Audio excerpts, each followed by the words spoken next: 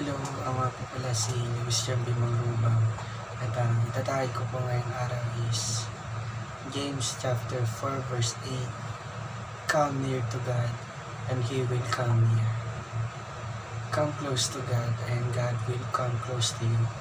Wash your hands and you sinners, purify your hearts, to your loyalty is divided between God and the world. Sa Tagalog naman po is, lumapit ka sa Diyos at lalapit sa iyo ang Diyos, hugasan ng iyong kamay, kayong mga makasalanan, dalasayin ninyo ang iyong mga puso, sapagkat ang inyong katapatan ay nahati sa pagitan ng Diyos at ng mundo. Mag-isip ng magagandang bagay para sa personal na tagumpay sa anumang sitwasyon. Sa Philippians chapter 4 verse 8, sa wakas, mga kapatid, anumang totoo, anumang marangal, anumang matuwid, anumang dalisay, anumang kaibig-ibig, anumang kapuri-puri, kung anumang bagay na dakila o kapuri-puri, isipin ang mga bagay na iyon. Lumapit kayo sa Diyos at lalapit siya sa inyo. Linisin ninyo ang inyong mga kamay, kayong mga makakasalanan, at dalisayan ninyo ang inyong mga puso.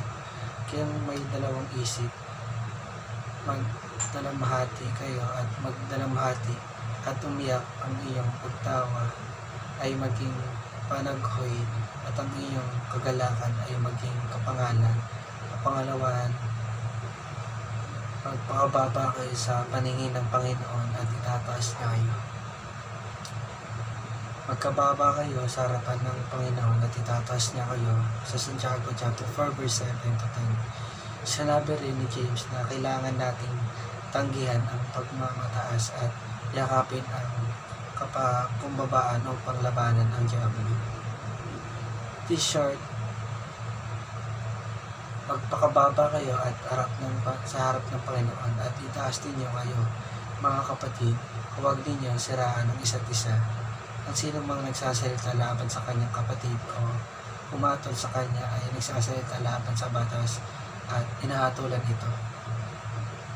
Kapag hinatulan mo ang kautusan, hindi mo ito tinutupad, ngunit nakaupo sa paghatol. This short devotional is based on James chapter 4 verse 8. Read James chapter 4 verse 8. Draw near to God and He will draw near to you.